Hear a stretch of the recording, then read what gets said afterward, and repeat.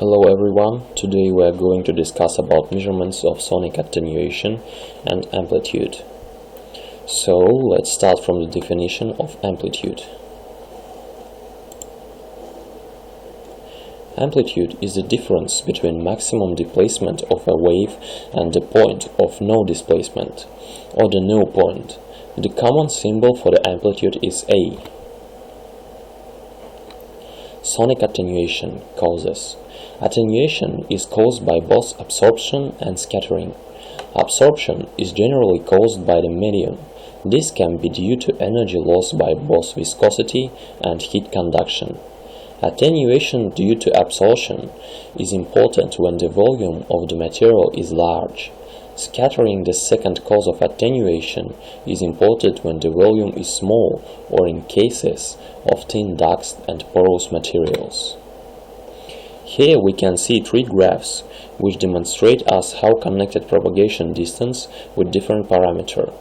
First graph demonstrates us propagation distance under different pressure levels. The second one shows us propagation distance under different diameters. And the last one is the propagation distance under different frequency bands. Viscosity and heat conduction. Whenever there is a relative motion between particles in a media, such as in wave propagation, energy conversion occurs. This is due to stress from viscous forces between particles of the medium. The energy lost is converted to heat. Because of this, the intensity of a sound wave decreases more rapidly than the inverse square of distance. Viscosity in gases is dependent upon temperature for the most part. Thus, as you increase the temperature, you increase the viscous forces.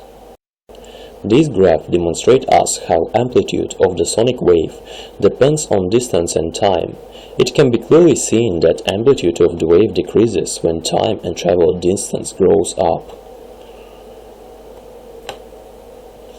Boundary layer losses. A special type of absorption occurs when a sound wave travels over boundary, such as a fluid flowing over a solid surface. In such a situation, the fluid in immediate contact with the surface must be at rest. Subsequent layers of fluid will have a velocity that increases as the distance from the solid surface increases. The velocity gradient causes an internal stress associated with viscosity that leads to a loss of momentum.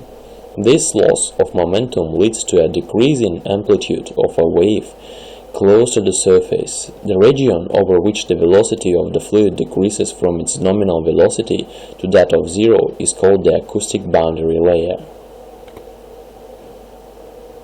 This picture shows what goes on when the wave goes through the boundary layer and how the direction of propagation changes under these processes.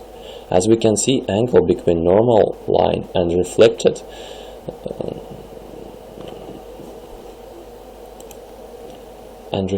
wave and normal line and normal wave is equal.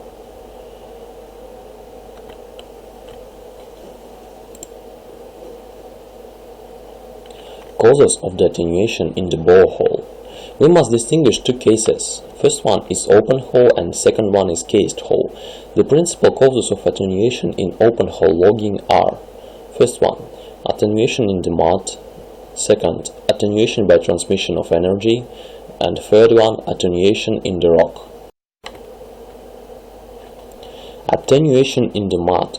The normal drilling muds which contain solid particles, we have to add the effect of dispersion. It is estimated that the total dispersion is of the order of 0.02 decibel per pound for a frequency of 20 kHz. In gas-cut muds, the attenuation caused by dispersion is very large, so making all sonic measurements impossible. Attenuation by transmission of energy across the mud formation boundary for waves arriving at an angle of incidence less than critical. The coefficient of transmission depends on the relative impedance of the rock and the mud. As the impedance of the mud is about constant and there is little variation in rock density, the ratio of impedances is effectively proportional to the speed in the rock. As regards attenuation in the rock, first one, the frequency energy loss. In non-fractured rocks, the attenuation is longitudinal and transverse waves is an exponential function, delta equal E in the power of AL, where is A the sum of ALs and L is the distance traveled. When the rock contains hydrocarbons, a greater attenuation of longitudinal wave is observed. In the case of gas for oil, the factor A non-zero. From this we can deduce that this viscosity of the fluid has an effect on the attenuation factor. The second one is loss of energy through dispersion and diffraction. In some, this appears mainly in the vaggy rocks. As regards cased hole, the attenuation is affected by the casing, the quality of cement and the mud. If the casing is free and surrounded by mud, it can vibrate freely. In this case, the transfer factor of energy to the formation is low and the signal at the receiver is high. If the casing is inside a cement sheet that is sufficiently regular and thick, 1 inch at least, and the cement is well bonded to the formation, the casing is no longer free to vibrate. The amplitude of the casing vibrations is much smaller than when the casing is free and the transfer factor to the formation is much higher. So, here is measurement of attenuation. Commonly, this is not possible directly, so indirect measurement amplitude used. We call it cement bond tools. Measure the bond between casing and the cement placed in the anodes between the casing and the well bore. The measurement is made by using acoustic sonic and ultrasonic tools.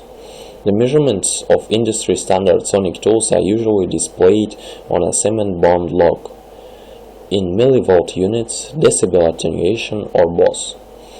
Reduction of the reading in millivolts or an increase in the decibel attenuation is an indication of better quality bonding of the cement behind the casing to the casing wall.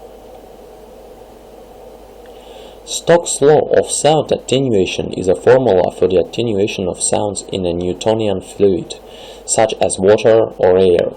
Due to the fluid's viscosity, it states that the amplitude of a plane wave decreases exponentially with the distance traveled at a rate alpha. Variable density log. A presentation of the acoustic waveform at a receiver of a sonic or ultrasonic measurement in which the amplitude is presented in color or the shades of a gray scale. The variable density log is commonly used as an adjunct to the cement bond log and offers better insights into its interpretation. In most cases, microanomalous and fast formation arrival effects can be identified using this additional display.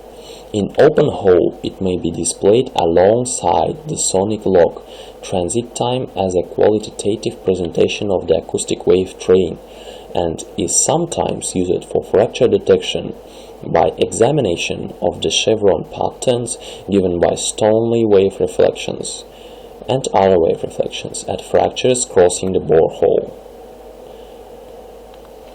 Here are used references on material which we used to create this presentation. So thank you very much for attention. This material was prepared by Шынгысхан Алибек, Райханов Алихан and Mavjut Atkur. Our supervisor is Mr. Nadir Ablay, Kazakh British Technical University.